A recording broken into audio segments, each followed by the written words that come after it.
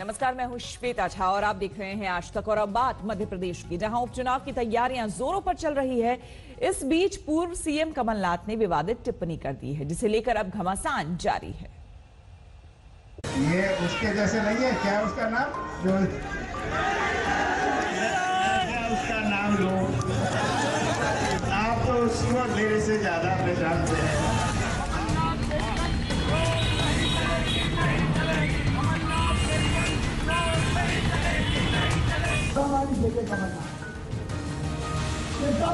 तुम समझ में क्या हो अपने आप को?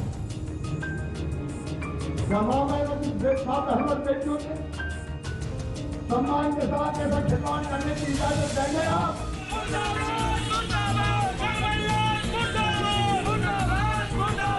आपको तो मुझे पहले ही सावधान कर देना चाहिए था। ये क्या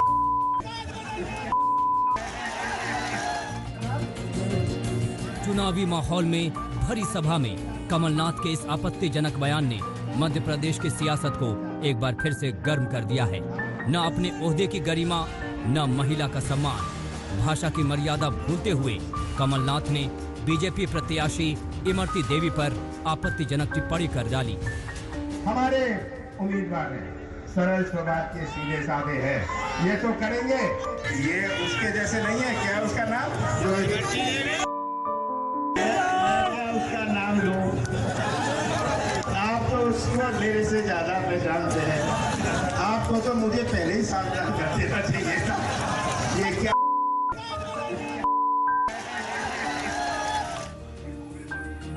कमलनाथ भाषा की मर्यादा भूले तो बीजेपी कहां चुप रहने वाली थी। मुख्यमंत्री शिवराज सिंह चौहान ने कमलनाथ पर पलटवार किया। शिवराज ने कहा, ये सिर्फ इमरती देवी का अपमान नहीं, बल्कि मध्य प्रदेश की बेटी का अपमान है। माँ, बहन और बेटी को मान, सम्मान और इज्जत की नजरों से देखा जाएगा, वहीं देवता निवास करेंगे। और उसी धरती पर एक पूर्व मुख्यमंत्री कहते हैं। मैं उन शब्दों को दोहराना नहीं चाहता। ये केवल इमरती देवी जी का अपमान नहीं है, ये मध्य प्रदेश देश की बहन और बेटियों का अपमान है। कमलनाथ के इस बयान ने अब पूरी तरह से सियासी रंग ले लिया है। बीजेपी अब उपचुनाव में इस मुद्दे को छोड़ती नजर नहीं आ रही। इमरती देवी के सम्मान में मुख्यमंत्री शिवराज सिंह चौहान आज भोपाल में सुबह 10 बजे से 12 बजे तक 2 घंटे के लिए मौन धरना देंगे। कल रात इंदौर में बीजेपी कार्यकर्ता सड़कों पर उतरे और कमलनाथ के खिलाफ जमकर नारेबाजी की, पोस्टर जलाए।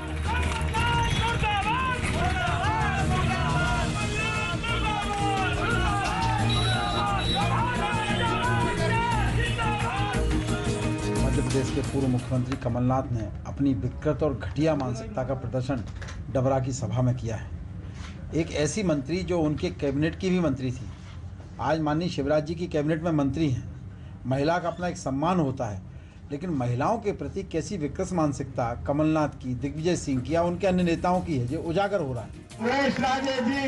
दरअसल मध्य प्रदेश के पूर्व मुख्यमंत्री कमलनाथ डाबरा विधानसभा क्षेत्र में आयोजित एक जनसभा को संबोधित कर रहे थे।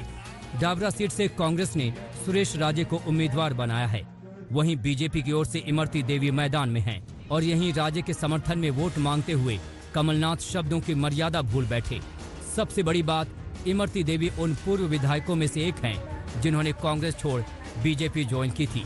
इमरती देवी को ज्योतिरादित्य सिंधिया का कट्टर समर्थक माना जाता है। ऐसे में सिंधिया भी कहां चुप बैठने वाले थे। ये सोच है महिलाओं के प्रति। मैं आह्वान करता हूं मध्य प्रदेश की एक एक महिला को कि अपने मान सम्मान के लिए ऊपर उठकर ऐसे पुरुषों को सबक सिखाना और ऐसे दलों को सबक सिखाना हम लोगों का दायित्व और धर्म बनता है। कांग्रेस में कभी महिलाओं का सम्मान नहीं हो सकता जिन शब्दों का उपयोग ऐसे नेता कर रहे हैं। बहरहाल कमलनाथ के इस बयान ने मध्य प्रदेश उपचुनाव में आपसी छींटाकशी में तड़के का काम किया है, जहां बीजेपी ने कांग्रेस को घेरने की पूरी तैयारी कर ली है। ग्वालियर से सर्वेश और इंदौर से धर्मेंद्र के साथ आज तक ब्यूरो। मध्य प्रदेश के सियासी घमासान के बीच एक ऐसी घटना हुई जो सियासत की संवेदनहीनता को उजागर कर गई। एक रैली में कुर्सी पर एक शव पड़ा रहा और नेताओं का भाषण जारी रहा। रैली बीजेपी के नेता ज्योतिरादित्य सिंधिया की थी। बाद में सिंधिया ने सफाई दी कि उनके जाने से पहले किसान दम तोड़ चुका था। नारायण भाई ने, महाराज ने जनता से ये वादे किए थे कि हमारी सरकार बनेगी।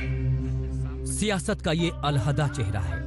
मंच सजा है, नेताओं के भाषण हो रहे हैं, वादे हो रहे हैं, विरोधियों पर शब्दों के बाण चल रहे हैं और इस सब के बीच एक शख्स बेजान कुर्सी पर बैठा है।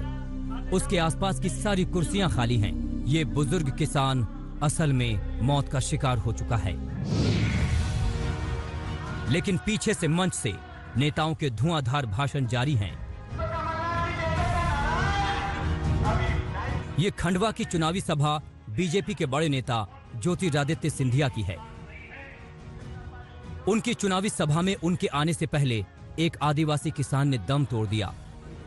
उसके लिए 2 मिनट का मौन रखा गया, लेकिन उसके शव को वहां हटाने से पहले ही भाषण शुरू हो गए।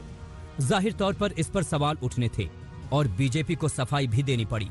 उनको लग रहा था कि ज्योतिरादित्य सिंधिया जी जैसे नेता आ रहे हैं तो उनको मैं भी सुनूं, और वो आए और उसके बाद में क्योंकि उनकी 80 साल की उम्र थी और यहाँ एकाएक उनको अटैक आया और अटैक आने के बाद में वो वहीं पर शांत हो गए।